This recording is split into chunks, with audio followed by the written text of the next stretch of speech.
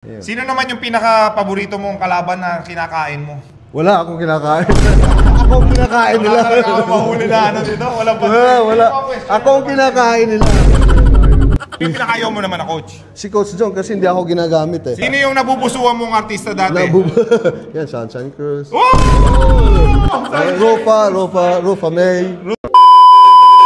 Mike Mustre, mga ka-amazing. Amazing. Ambush interview sa London. Si Mike Mustre o mas kilala bilang The Kite ay ipinanganak noong January 20, 1968. Nakilala siya bilang mahusay na versatile player. Si Mike Mustre ay nagkaroon ng 5 kampyonato sa loob ng 8 years niya San Miguel Beermen. Ito, Mike Mustre. First question. One-on-one. Bong Alvarez versus Mike Mustre. Pick to pick. Talo ako kay Bong. Humble. Bong, Mr. Excitement. Humble. Ilang years sa PBA? 9 years din. 9 years. Ilang championship? Siguro mga 4-5. Hindi mo makakalimutan yung championship natin. Naging PBA player tayo. Kinakount natin. Blessing sa atin yan. Oo, Ilan? Oo, 5. 5. Okay. San Miguel? Oo, nag-finals kami 7 beses yata. Tapos nag-finals tayo nun. Finals kami na Ginebra. O mabilisan lang kasi mag-warm up kami. Kailangan namin talunin yung tinalo nyo kami last year. Kailangan namin bawiin ngayon. Bawiin yun na ngayon. So, ang Mike Mustre ba ay may favorite coach nung panahon nyo? Sino ang naging favorite coach mo? Coach Norman din, kasi nabigyan niya ako ng pagkakataon na kinuha ako sa San Miguel. Norman Black. Tapos si Coach Ron, siya din nagbigay ng break sa akin. Siyempre, kung wala si Coach Ron, hindi rin ako nakilala sa PBA. Yung kasunod Hindi ako nakilalang sinasabi mong The Kite. Who is your least favorite coach? Sino yung pinakayaw mo naman na coach? Si Coach John kasi hindi ako ginagamit. Sino? Coach John. Jong Chico? Biro lang Coach John, ha? Favorite coach na pinakayaw mo na coach? Hindi ko ayaw na coach. Hindi, ayaw mo. Okay lang yung sabihin. Kaibigan si Coach John. Hindi, biro lang. Kasi hindi ka Kasi hindi ako ginamit. Normal lang naman sa basketball player na ayaw mo sa coach na yun, di ba? Hindi ko siya ayaw. Kaibigan ko siya. Hindi. Kasi kung wala din kay Coach Jong, hindi kami nagkakaroon ng, alam mo, nakapag-ipon, nakapagbili ng bahay. Favorite teammate? Favorite teammate ko na kami, si Freddy Abuda and Olsen. Coach Freddy. Freddy Abuda naging coach mo. Yeah. Minsan kami ni Panimbong. So close kayo? Least favorite naman, least favorite. Sino yung pinakayaw mo naman na teammate? Lahat kami sumagot eh. Ayaw na teammate. Sino Parang wala akong... Hindi natin nahuli. Sino? Gilbert Castillo. Hindi, kaibigan natin yan. Kaibigan natin. Ang jersey number ng Mike Mustre, ano yung jersey number? Number 7. May meaning ba yun? May meaning yan kasi... Number 7. Jaworski. Yeah, no. Kasi paborito ko si Jawo eh. Kaya gusto ko yung number 7. So, buti naman na bakante yung number na sa San Miguel. Kaya so Jaworski, dahil kay Jaworski? Oo. Pero actually, ang pinaka-idol ko si Samboy eh. Samboy, hindi ko na makuha yung... kayo ng Game Shop. Hindi ko na makukuha yung number 9 kasi kanya yun. Game Shop. Favorite kayo ng... Favorite. Kanino ka nahihirapan nung kalakasan mo? Nung nagbabantay sa'yo? Ang magaling dumipensa sila Jun Marsan eh. Jun Marsan.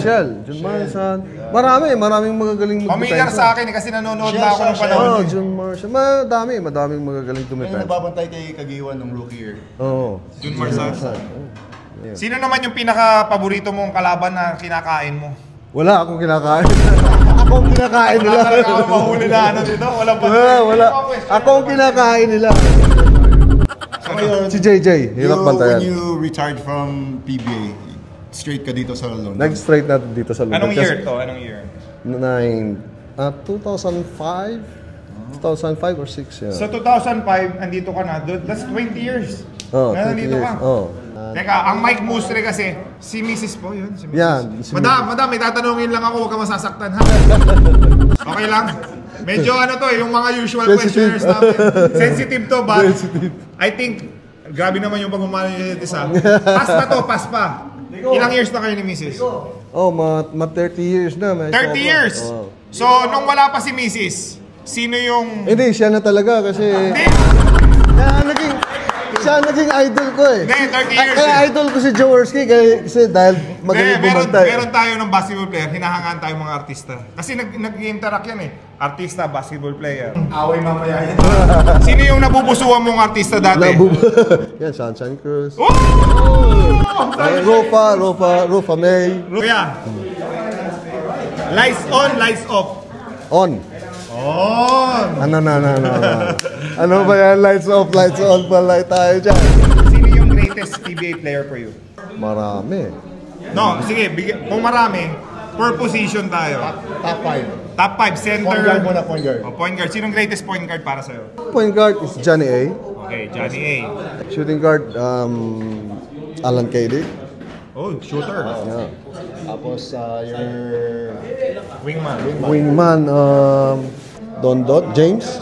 James Yap. Four, sino ba yung four? Dami yan eh, no? Jerry Cordonell. Ano? Oh, panahonan ko si... Tapos, si Jerry Cordillera, yan. Oh, Centro. 4 mo, Jerry Cordillera, defensive minister. Ayan, si Cap pala, si Cap. 4. Oh, so, pumili ka isa lang. Si Cap. Okay, Alvin Patrimonio, tanggalin natin Cordillera, pasensya na kayo. Pasensya na kayo. Tinanggal ka Sorry, pa. tinanggal. Sorry Pero po. pangalawa naman. Sorry, Jeff. Pang-5, pang-center mo. Saan pa? Danny Ay. Sentro, Tani Ay. Saan nga yung sentro eh? Power forward center. Maliit yung lineup niya. San Miguel time namin. Raise the roof. Pinakain mo yung mga mas Malalaki. Oh, siya Kasi nagturo. speed naman yung ano. Siya nagturo kay Junmar. Oo. Alright? Nice. Tabahan mo ngayon dito sa loob. Nasa hospital ako. Nasa... Ever since? Ever since, Anong yeah. trabaho sa hospital? Nurse ba? O? Hindi, parang ATP, parang HCA na rin, parang assistant ng mga nurse. Pero parang nurse na rin kasi parang kulang na lang sa akin mag-scrub, sama sa doktor. Pero kasama ako sa team. Balita ko, kuya, malaki daw, big time daw yung mga nurse dito eh. Hindi naman, lahat. Yung mga masisipag siguro, yeah, big time. Okay, ang Mike Mustre. May mga kabataan na gusto mong maging basketball player, maging professional sa sports na natapos na natin. Anong mapapayo mo sa kanila para maabot nila yung pangarap nila? At maging focus ka sa gusto mong mabot na pangarap. Yun lang. So, okay Mike, mga kaibigan mo sa Pilipinas naghanap sa'yo. Oh, ay, kamusta kayo dyan lahat? Na-miss ko na kayo. Sana pag uwi ko ulit, magkita-kita tayo ulit. Kailan ka huling umuwi sa Pinas? Nung February lang. Last February. Hopefully, makauwi ulit ng August. So, depende kung papayagan. But, ito may tinatanong ko lagi sa mga nag-out of the country. Saan nyo plano mag-retire? You gonna stay here? Or uwi ka pa rin sa Pinas mag-retire ka? Uwi ako ng Pinas. Mas gusto mo pa rin yung Pinas? Siguro in 3 years Philippines time. or London? Philippines. Yes, sir. Philippines pa rin, no? Maybe in 3 years time, uwi na ako. Nakaipon na kasi Ilan taon ka na ba, kuya? 57 na ako. Mukhang 3 years na lang. 47 lang.